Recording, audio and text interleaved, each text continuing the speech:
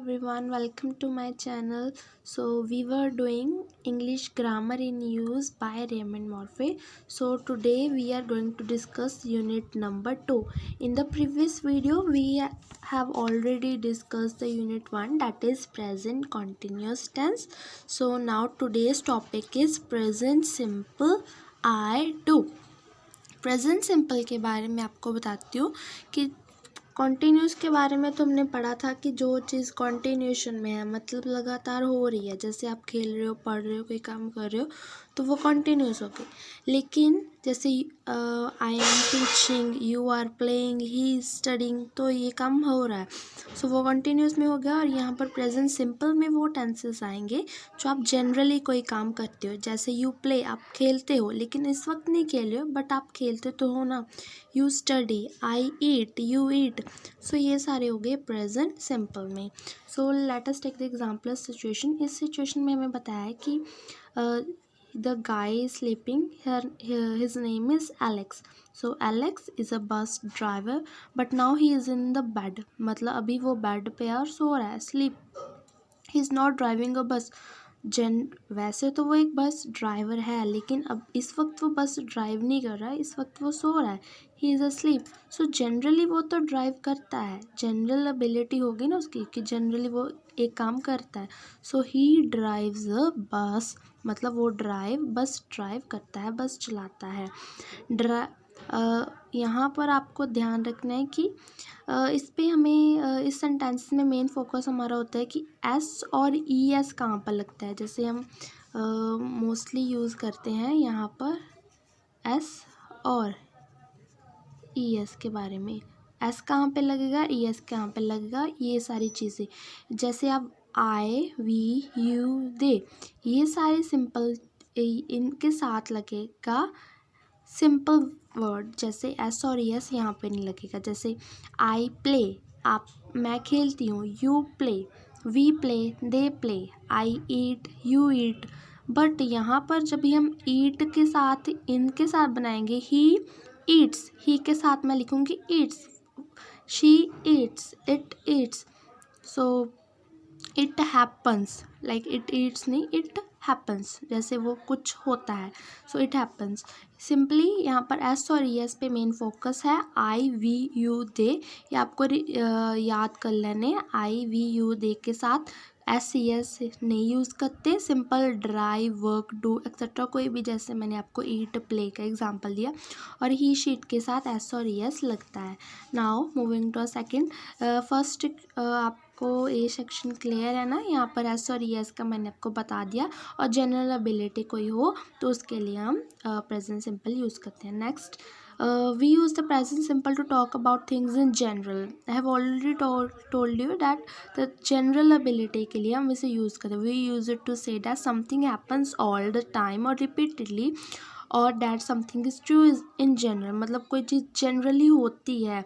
Nurse look after patients in hospital, मतलब nurses जो होती हैं वो हॉस्पिटल्स में पेशेंट को देखती हैं, सो जनरली वो यही काम करती हैं। So nurses look after patients in hospitals, ठीक है।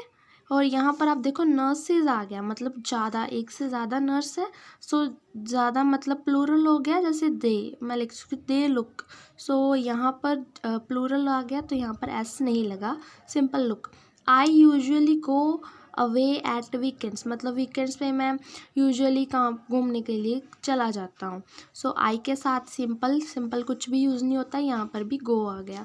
The earth goes around the sun, the earth मतलब it goes around the sun, simple singular एक चीज़ आ गई तो यहाँ पर एस लग जाएगा, एस या फिर ई एस। सिचुएशन वर्ड के accordingly, the earth goes around the sun, मतलब अर्थ जो है सन के अराउंड रिवॉल्व करती, कॉन्टीन्यूसली रिवॉल्व करती रहती है। द कैफ़े, यहाँ पर earth is revolving around the sun नहीं आएगा, क्यों नहीं आएगा? हाँ वैसे वो तो है, लेकिन एक जनरल एबिलिटी के लिए आप बता रहे हो किसी को कि अर्थ जो है वो सन के अराउंड रिवॉल्व करती है, ठीक है। यहाँ पर हम ऐसे नहीं कहते रिवॉल्व कर रही है, रिवॉल्व तो कर रही है लेकिन बताने के लिए हम जनरल एबिलिटी के लिए यूज़ करते हैं the earth goes around the sun. The cafe opens at 7:30 in the morning. वो जनरली मतलब ये चीज़ होती है कि कैफ़े जो है 7:30 को ओपन होता है। सो कैफ़े यानी कि इट आ गया, जैसे इट ओपन्स एट, सो यहाँ पर कैफ़े को रिप्लेस मैं इट के साथ कर सकती हूँ ना। So the cafe opens eight, यहाँ पर एस क्यों लगा, क्योंकि मैंने आपको पहले ही बता दिया ही शी इट मतलब सिंगुलर चीज़ के लिए एस और एस यूज़ करते हैं। नाउ रिमेंबर, यहाँ पर उन्होंने बताया I work but he works. जैसे मैंने आपको पहले ही ये चीज़ क्लियर कर दिया, आई के साथ वर्क आएगा, आई वर्क्स कभी नहीं आएगा, बट ही के साथ वर्क्स ही आएगा। ही वर्क नहीं लिख सकते, वो रॉन्ग होगा। आपको इसकी एक्सरसाइजेस जब भी हम ये इसकी सारी एक्सरसाइजेस सॉल्व करेंगे तो आपको इसी चीज़ का ध्यान रखना है कि कहाँ पर एस लगना है, कहाँ पर एस नहीं लगना। सो आई के साथ वर्क, ही के साथ works, they teach but my sister teaches. My sister लगा लो और शी लगा लो, कोई भी, she teaches, my sister teaches. Now moving to our next topic, that is section C. We use do does to make questions और negative sentences. इसमें कहा जब भी क्वेश्चन आप किसी को पूछते हो, क्वेश्चन फॉर्म में इंटरोगेटिव सेंटेंस होता है या फिर नेगेटिव की फॉर्म में होता है, तो वहाँ पर आप डू और डज यूज़ करते हो। जैसे we use do does to make questions and negative sentences. Do और डज, जैसे मैंने आपको पहले ही बता दिया, आई वी यू दे के साथ एस और ई एस नहीं लगता, सो यहाँ पर डू सिंपल लगा। और ही शी इट के साथ एस ई एस लगता है, या फिर यहाँ पर क्या किया, ये जो डू है ना, ये वाला डी ओ डू, और इसके साथ एस और ई एस यहाँ पर लगा दिया। ठीक है, ही शी इट के साथ जब ये तीनों होते हैं तो वहाँ पर डू के साथ एस और ई एस लग जाता है, वो डू से डज में चेंज हो जाता है। यहाँ पर आई वी यू के साथ सिंपल डू, जैसे I do work, we drive to work. ठीक है, he does it, he does, she does, ये सारा। Yes, as I was telling you that he she it, और इसके साथ जब ये डू के साथ एस और एस लग जाए तो वो डज बन जाता है। यहाँ पर आई वी यू दे के साथ, जैसे मैंने आपको बताया ना, नेगेटिव इंटरोगेटिव सेंटेंसेस में भी और नेगेटिव सेंटेंसेस में डू और डज यूज़ होता है। आई वी यू दे के साथ डू के साथ आएगा, डू नहीं आएगा, यहाँ पर डू नॉट, यानी डी ओ और एन पोस्टोफिर का मतलब होता है डोंट। डोंट को हम डू नॉट भी कर सकते हैं। ठीक है, यहाँ पर शॉर्ट में डू नॉट को डोंट लिखा है, और यहाँ पर भी डज नॉट को डजेंट लिखा है। सो इसको डजेंट और डोंट यहाँ ऐसे बोलते हैं। आई वी यू दे के साथ डोंट और ही शी इट के साथ doesn't. I don't work, we don't work, और यू डोंट ड्राइव। ठीक है, यहाँ ही शी इट के साथ ही doesn't work, she doesn't work, और she doesn't drive. Clear? Now some more examples related to this topic. I come from Canada. Where do you come from? So I come from Canada. कहाँ से आए हो आप? Canada से आए। Where do you come from? So अगर आप किसी को ये क्वेश्चन पूछो कि आप कहाँ से आए हो, so where do you, you के साथ मैंने आपको बता दिया है, यू के साथ डू ही लगेगा। So where do you come from. Next, I don't go away very often. मैं बहुत जल्दी कहीं भी बाहर नहीं जाता हूँ, मतलब जाते ही नहीं हूँ। So I don't go away very often. I है ना, सो आई के साथ डोंट, यहाँ पर I don't. What does this word mean, मतलब इस वर्ड का क्या मतलब है। Not what means this word, मतलब ये आपको मेथड बताया है कि आप कैसे इसको लिख सकते हो। What does this word mean, मतलब इंटरोगेटिव सेंटेंस में मोस्टली आप जो डू और डज होता है उसको पहले लिख देते हो। यहाँ पर भी कम से पहले डू लगा और यहाँ पर मीन से पहले भी डज लगा, क्योंकि इंटरोगेटिव में ऐसे करते हैं। Rice does not grow in cold climates. Cold climates मतलब ठंडा मौसम हो तो राइस ग्रो नहीं करती, डज नॉट। ठीक है, in the following example do is also the main verb. Do you do, doesn't do, etcetera. मतलब व्हाट डू यू डू, आप क्या करते हो। व्हाट डू यू डू, आप क्या करते हो। यहाँ पर ये जो डू है एक मेन वर्ब की तरह भी यूज़ होता है। I work in A shop, मतलब आप क्या करते हो, आप एक शॉप में वर्क करते हो। ही is always so lazy, he is का मतलब ही इज़, यहाँ पर इसको शॉर्ट में किया है, he is always so lazy, वो हमेशा बहुत ज़्यादा लेज़ी रहता है। He doesn't do anything to help, मतलब वो हेल्प करने के लिए कुछ नहीं करता, मतलब हेल्प नहीं करता।